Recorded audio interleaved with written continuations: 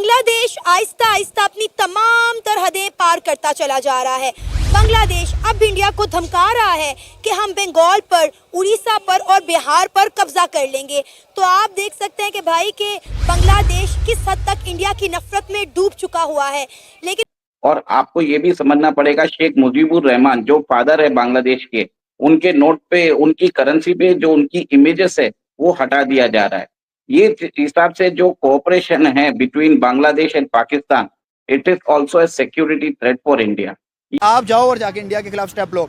बांग्लादेश सोचे इतना सा बांग्लादेश है और इतने बड़े इंडिया से पंगा ले सकता है। नहीं। पाकिस्तान की इंडिया से ट्रेड बंद हुई तो हमारे आप देखेंगे महंगाई कितनी ज्यादा नजर आ रही है। सही बात है। अगर बांग्लादेश की भी बंद हो जाएगी, ऑलमोस्ट तो बंद ही है। हाँ। अगर बिल्कुल बंद हो गई तो बांग्लादेश भी क्या और रोड पे आ जाएगा। इंडिया जय हिंद दोस्तों, मेरे चैनल में आप सबको स्वागत है।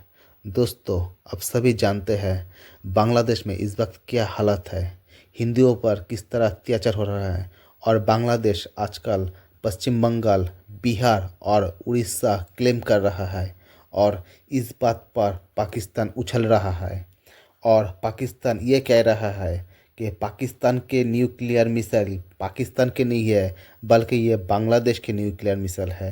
तो चलिए दोस्तों देखते हैं आगे क्या होता है। बांग्लादेश अब जानबूझ के वो हरकत कर रहा है। उनके एक सेक्रेटरी है रिजवी, वो अब इंडिया को ये स्टेटमेंट दे रहे हैं कि भाई हमें बंगाल, हमें बिहार और हमें उड़ीसा वापस किया जाए। किस तरह जाहिलाना बात कर रहा है उनका ये बंदा कि आपसे जो मुल्क है वो तो पहले संभाला नहीं जा रहा, उस पर इतनी ज्यादा आपके लिए प्रॉब्लम क्रिएट हो रही है। आपकी अपनी हुकूमत का कोई नामो निशान नहीं है, कोई वजूद नहीं है, कोई इकॉनमी पे नहीं है। ऊपर से एक अगर बांग्लादेश इंडिया को फाइनल में हरा दिया है तो उनके यंगस्टर के काम आप देखें, मतलब किस तरह वो रिएक्ट कर रहे हैं इंडियन टीम के साथ। मतलब बिल्कुल ही वो इस तरह हो गए जैसे उनके जानी दुश्मन है, जिनसे लेके खाते रहे। उनको इतनी लंबी चौड़ी आंखें दिखाने की जरूरत क्या पड़ गई, जो आपको 1971 से लेके आज तक पार रहा है, इससे 4 महीने पहले तक। और अभी भी कहीं ना कहीं इंडिया नहीं इनके साथ चाहता कि हम कोई लड़ाई में आए, हम टेबल टॉक पे। अगर इंडिया लड़ाई करना चाह रहा तो कब से इनको रिएक्शन आ जाना था इंडिया का। लेकिन इंडिया की जो हुकूमत बैठी हुई है इस वक्त, नरेंद्र मोदी, डॉक्टर जयशंकर, उनके वजीर दिफा अभिजीत बैठे, मेरा ख्याल आई थिंक उनका नाम है, तो वो सब इस चीज को सोच रहे हैं अगर हम बांग्लादेश को कोई नुकसान पहुंचाते तो सबसे बड़े हमारे अपने ग्रुप को, हमारे अपने बिजनेसमैनों को होगा नुकसान। क्योंकि अडानी देख ले, कम से कम $854 बिलियन सिर्फ बिजली की मद में लेने हैं। पहले भी टकेगा नहीं था, अब टके से भी बुरा होता जा रहा है। भाई स्टूडेंट्स जो हैं उनमें ना तो मुझे शऊर नज़र आ रहा है, मुझे लग रहा है कि ये सारे के सारे जाहिल हैं। अब देखिए, आप अमेरिका की बात पे लग के उस कंट्री के साथ लड़ रहे हैं जिससे आपके ढेरों मफादात जुड़े हुए हैं, जो आपको पिछले 15-20 साल से कैरी कर रहा है।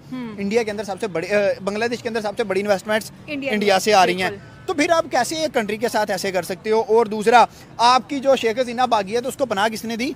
इंडिया ने दिया जाके। अब आप कह रहे हो ये भी तो गुस्सा है ना उनको, वो तो इंडिया को थ्रेट कर रहे हैं कि आपके खिलाफ भी प्रोटेस्ट करेंगे, शेख हसीना वाजिद को वापस करो। आपको लगता है कि बांग्लादेश स्टेट में है कि इंडिया को थ्रेट कर दे?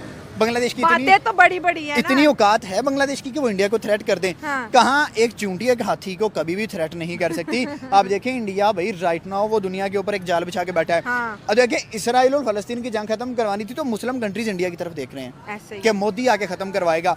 अगर सारी वहाँ उसकी तरफ देख रही है तो फिर बांग्लादेश को ये कहाँ से कीड़ा एक उठा है कि भाई हम देखें। सबसे बड़ी जहालत यह है कि आप उनके रिलीजन को टारगेट करते हो, आप हिंदुइज्म को टारगेट करते हो, आप उनके मंदिरों को टारगेट करते हो, या व्हाट्सएवर जो भी चीज़ें हैं। सबसे बड़ी जहालत तो ये है, अगर आप स्टूडेंट हो तो आप ऐसा नमूना पेश करो, इनकलाब लेके आओ भाई, पॉजिटिव वे, पता चले कि यार कोई स्टूडेंट पढ़े लिखे लोग हैं। लेकिन ये तो लग रहा है कि ये बांग्लादेशी जंगली लोग हैं। देखिए, अदानी बिजली सप्लाई करता था बांग्लादेश को, जिसके कारण बांग्लादेश की टेक्सटाइल इंडस्ट्री टिकी हुई थी।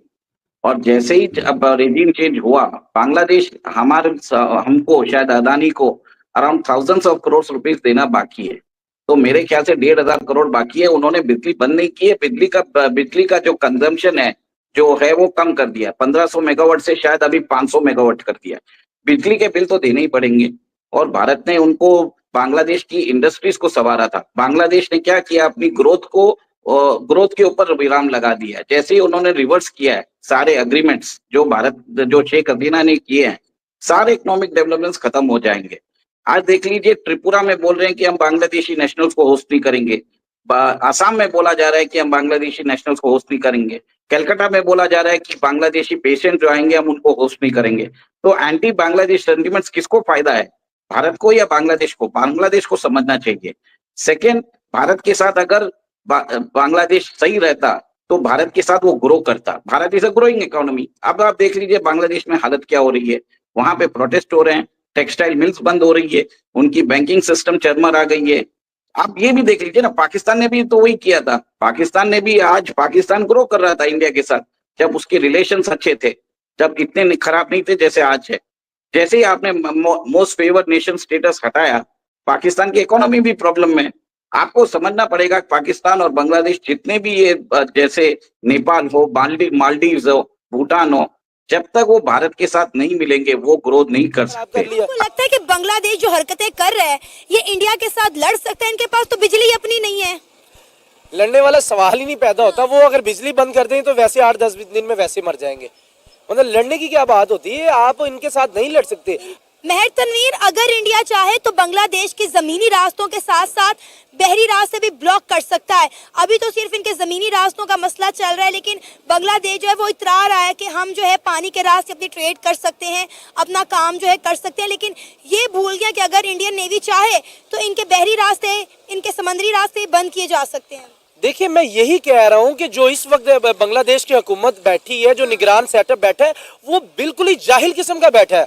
मतलब इंडिया से आपने गुजर के जाना, कौन सा आपका समंदर का रास्ता अलग हो जाएगा जाके आगे से आप कह रहे हैं कि हम समंदर पहले पानी में जा रहा होगा, हमारा बेड़ी जा, तो जैसे इंडिया की हद आएगी हम उड़ के चले जाएंगे। मतलब बिल्कुल जाहिलाना सी बात है, कुछ समझ में नहीं आ रहा करना क्या जा रहे हैं, करने क्या ये जा रहे हैं। मतलब आपको अब मजीद अपनी गलती के ऊपर शर्मिंदा होना, माफी मांगना, आप मजीद आप आगे तरा रहे हैं, मजीद आप अकड़ दिखा रहे हैं इंडिया को। जो मेरी सिक्स सेंस काम करी है ना, शेख हसीना यहाँ से चलेगी इंडिया में, उनके बहुत अच्छा उनका वेलकम किया गया, ठीक है, उनको बहुत अच्छा प्रोटोकॉल मिलता है, वो बहुत अच्छी तरह वहाँ पे अपनी लाइफ गुजार रही है। बांग्लादेश से कहीं गुना ज़्यादा वो खुद को वहाँ पे सेव करी है। और अगर अपने ये प्रेसिडेंट को भी इस तरह से धमका रहे हैं, क्योंकि बांग्लादेशों से किसी भी तरह का कुछ भी करवाया जा सकता है, ये हमने प्रोमो देख लिया था हसीना के दौर में। अपने इन्वेस्टमेंट निकाल रहे हैं ना, तो इंडिया भी तो माफ नहीं करेगा। इंडिया क्यों एक ऐसी कंट्री में इन्वेस्ट करे जहाँ पे उनके हिंदुओं की इज्जत नहीं है, जहाँ पे बिला वजह के दंगे भड़काए जा रहे हैं। ऑब्वियसली इंडिया तो उनको सजा देगा और वो अपनी फैक्ट्रीज, गारमेंट्स की फैक्ट्रीज वो वहाँ पे ले गया। जो बांग्लादेश में थोड़ी सी बची थी वो भी इस दंगे के बाद चली जाएंगी। तो बांग्लादेश का हाल बिल्कुल वो कटोरे जैसा हो जाएगा। ये भी जहाँ जाएगा कटोरा लेके जाएगा कि मुझे भीख दे दो, और फिर मैं बोलूँगी वही अमेरिका को बोलो आके तुम लोगों की कंट्री हाई लेवल पे कर दे।